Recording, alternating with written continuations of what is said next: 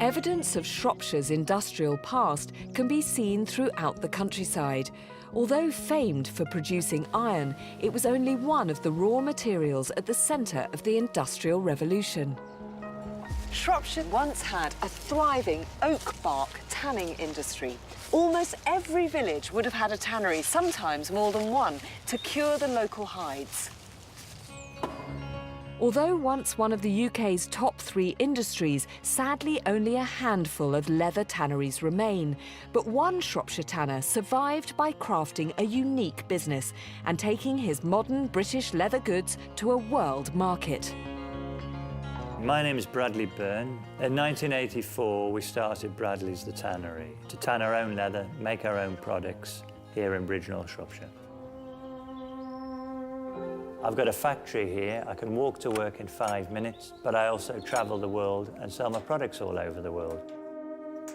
We make a vast range of gardening products, gloves, aprons, hats, tool pouches. None of the products are reinventing the wheel. They're all traditional with a new twist. We just try and add quality to it. When I started in my parents' garage, we made aprons for metal foundries, we made welding jackets, all real boring grey leather industrial products. But with a succession of recessions, BSE, foot and mouth, and people buying good from abroad, these markets suddenly closed down. So we had to find a new avenue, or we wouldn't have survived, we would have gone under.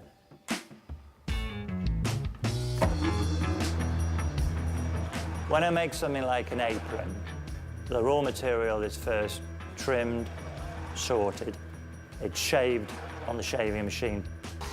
It then goes into the dyeing drum where we add the colour we're going to use. We add fat liquor, which determines the softness of what you're going to get. It'll run all night in the tanning drum, which helps get rid of as much of the moisture as we can. When we started getting into the gardening thing, a lady came along and said she got a space for me at the Glee Gardening Show at the NEC.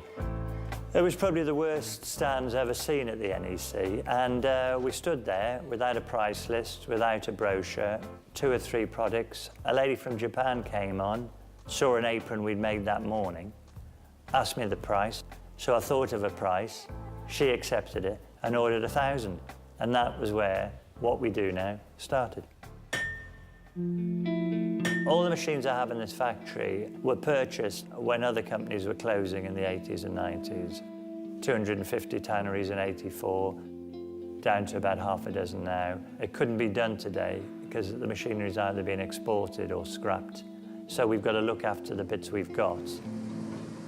We repair them and we keep them running. So it's spanner technology, grease, welding, nuts, bolts, and that's hopefully how we keep the whole thing ticking over. They will come out of the tanning drum next morning. It then comes into here, which is old-fashioned as the hills, but they're toggling racks. And what we're basically doing is stretching them out, getting as much area on them as we can, and we're drying them flat and naturally ready to go into the milling drum.